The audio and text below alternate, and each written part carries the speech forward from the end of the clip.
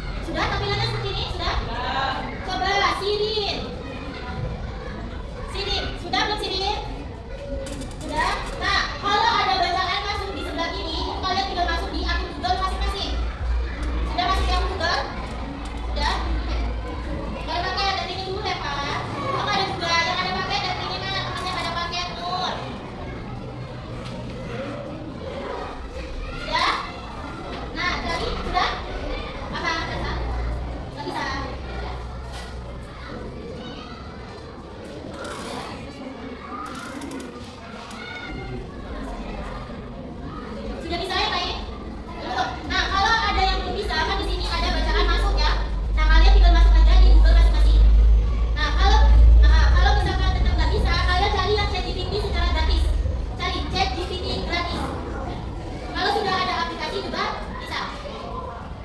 Kalau yang ini apa namanya ada aplikasinya juga bisa. Ini karena kalau kalian tidak mendownload aplikasi, jadi kalian bisa buka Google Chrome-nya. Sudah? Ada yang masih ada kendala? Apa Aisyah ini ada kendala? Sudah. Nah, untuk mencari itu kalian kan ini ada bacaan apa yang bisa dibantu, kalian tinggal klik. Sudah semua? Sudah ya. Kalian mencari misalkan jadwal pembelajaran. Buatkan jadwal pembelajaran.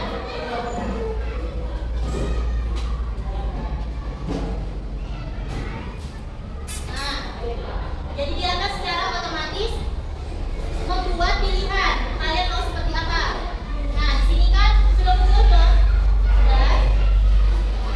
Nah, di sini kan ada pilihan. Jenjang sekolahnya, kalian jenjang apa? SD, SMP atau SMA? SMP. Nah, kalian tulis SMP.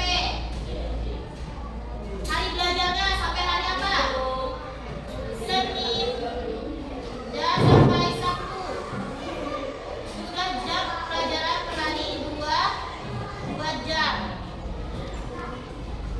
Sudah bisa kan? Ini asal bisa. Ya. Terus durasi per jamnya 40 menit. Durasi 40 menit. Kalau ada kendala silakan tunjuk tangan. Lancar.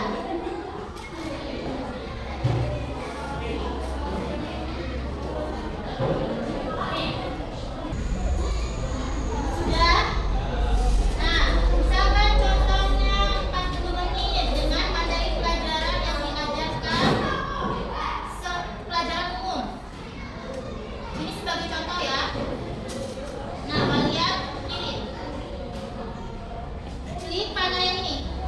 Nah, tinggal kirim. Nah, dia akan otomatis lagi menyuruh kalian hari Senin sampai Sabtu dan durasinya 2 jam pelajaran per hari ini. Mata pelajaran umum. Nah, ini kan ada pilihan. Saya akan buatkan jadwal. Nah,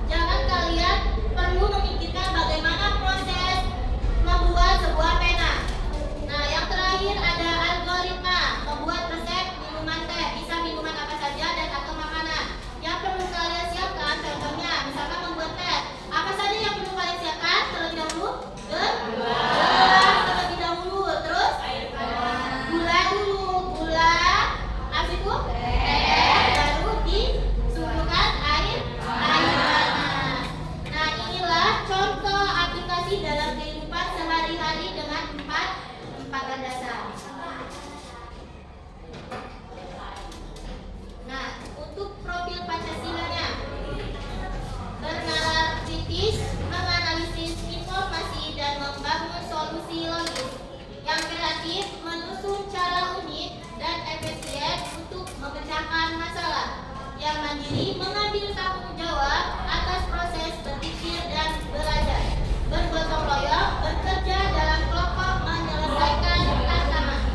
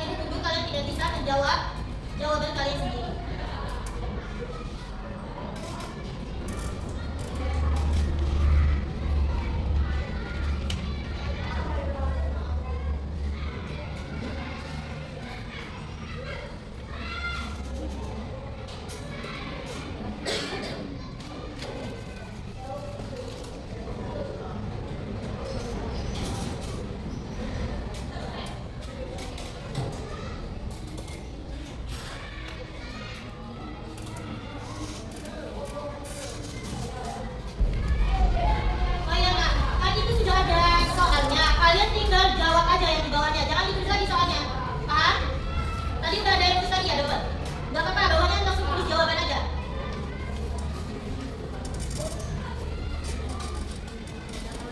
Yang udah terlanjur tidak apa. Yang nomor 2-nya langsung tulis jawaban saja.